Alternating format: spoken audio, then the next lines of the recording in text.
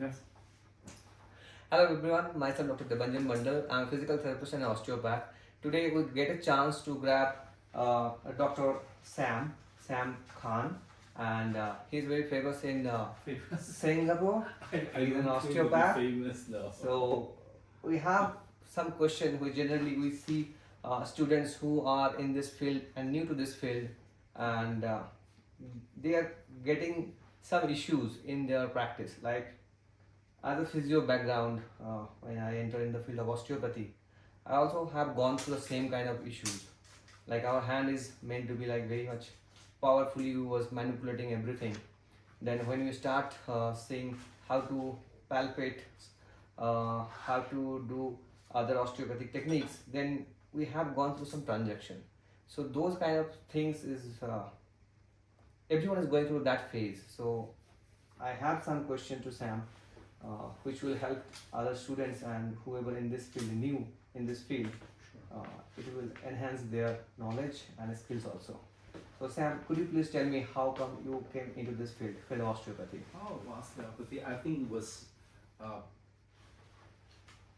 a natural route I think I would have taken because I'm always curious about learning more because I wanted always to do and help more. So I started out as a physical therapist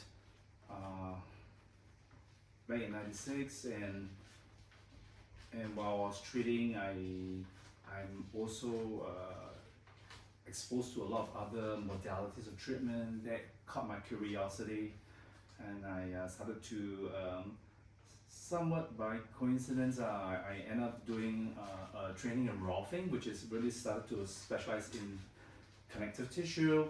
But from there, and then the routes to my treatment experience widened, and I come across many different modes of modality. And there was chiropractic, uh, there was different kind of modality, and then among them was osteopathy because when I was doing my training with the Roth Institute, they always talk about the founder Ida Roth, but then they also talk about osteopathy at the same time, and that got me really interested. So I started to explore, and of course, naturally, I've chosen the road, and I have the opportunity to meet Dr. Steve Shannon, and that's where I started to take on osteopathy.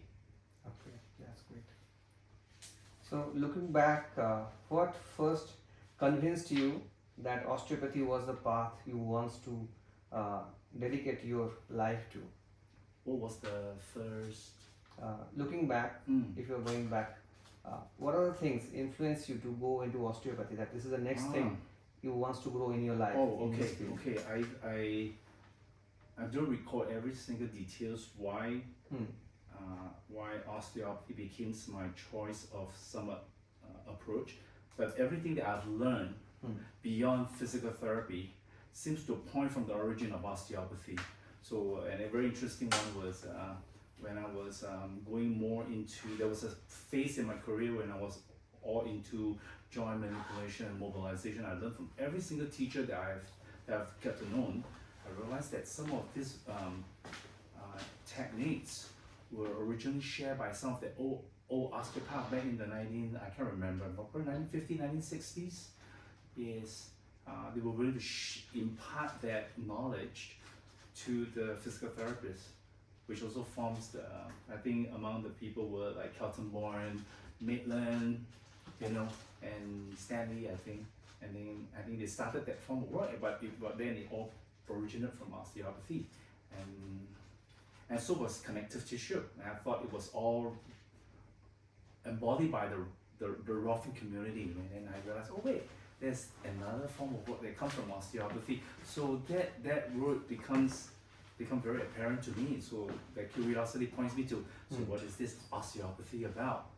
And so that's where I am now. That's great. Yeah. So was there a defining patient, mentor or movement that changed everything? Like you told me, you was in golfing, then you start noticing that there are certain things which came from osteopathy. Yes. It might be muscle energy technique, Yeah. it might be strain counter strain Oh, technique. okay. Anything specific? There were many. there were many, I would say, kind of haunt me back. Because to be honest, well, if you say that this defining moment, I don't think I can relate to, but among them was when I started to explore cranial work and visceral work.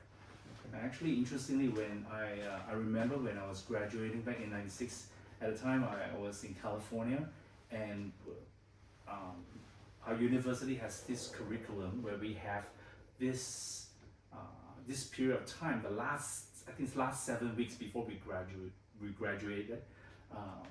The university was really gracious enough to bring in a lot of the teachers to show us some techniques that's more advanced beyond the program that we were in.